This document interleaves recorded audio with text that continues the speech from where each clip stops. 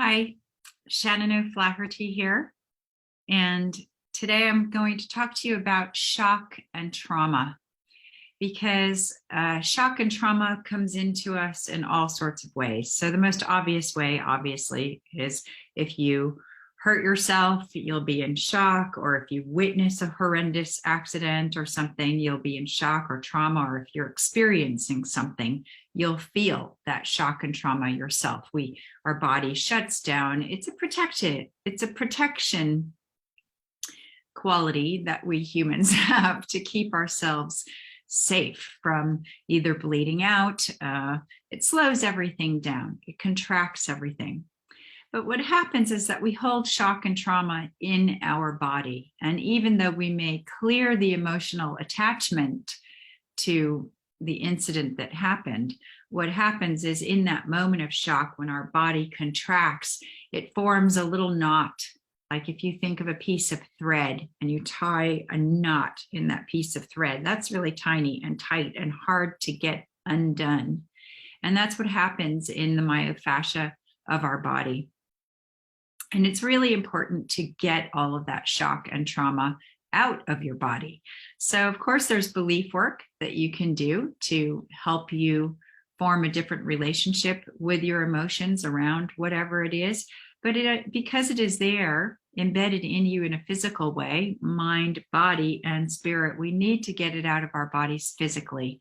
So you need to move around, jump up and down, jiggle, dance, whatever you need to do.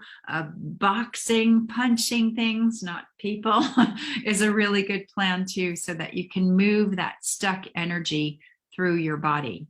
Because all of the emotions that we have tend to lodge themselves somewhere in our body. And if you're working with another person, or even if it's just your friend and you ask them how they're feeling, often we speak in body language, and we might say like, oh, I don't know if you can see that. I don't feel so good. And your hand might go to your heart, or maybe, oh gosh, I'm really stressed, hand to the head. And so our bodies speak where we're holding this kind of suppressed shock and trauma. But because of the state of the world at the moment, the war in Ukraine, our basic fundamental human rights being overturned in the States, instead of evolving forward, we're regressing back in time, and a whole host of other things, including the pandemic. This shock and trauma is sneaking in, and it's settling in, maybe sometimes after the fact, because we feel a little hopeless and out of control and don't know what to do. And it affects the very core of who we are as people. And so even though you may not have witnessed something horrendous or horrible, and this goes for watching horror movies also, or extremely violent things. I mean, I don't generally watch those things, but even if I'm watching the Marvel comic movies, which I'm attempting to get through at the moment, I've got my hands covering my eyes for a lot of it, because I just don't want to see that kind of violence and destruction. That's not what I want to be taking into my energy field. But the state of the world, especially at the moment, keeps all of us in a state of shock and trauma. The ridiculous gun laws and the shootings and the loss all around, and the fear, the level of fear that everybody is holding at a physical level, at an emotional level. And so if there was ever a time to start working out in your life, it's now.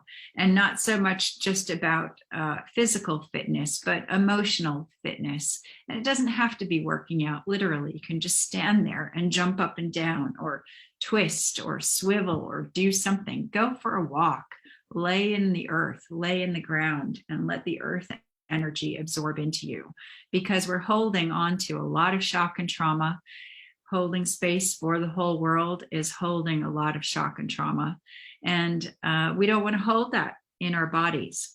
So spiritually, for your spirit, you can go up and command to whatever God or source energy or infinite intelligence guests that you pray for and connect to them, because we're all co-created beings, and bring that energy down into your space and command that the shock and trauma in your body is lifted out, and see how you witness that. See how you visualize it. I tend to see disease and injury and heavy beliefs and stuff as a big black blob, and I just follow that up and follow whatever it is that you're seeing up, up, up, up, up, until it just blips out from sight way up above.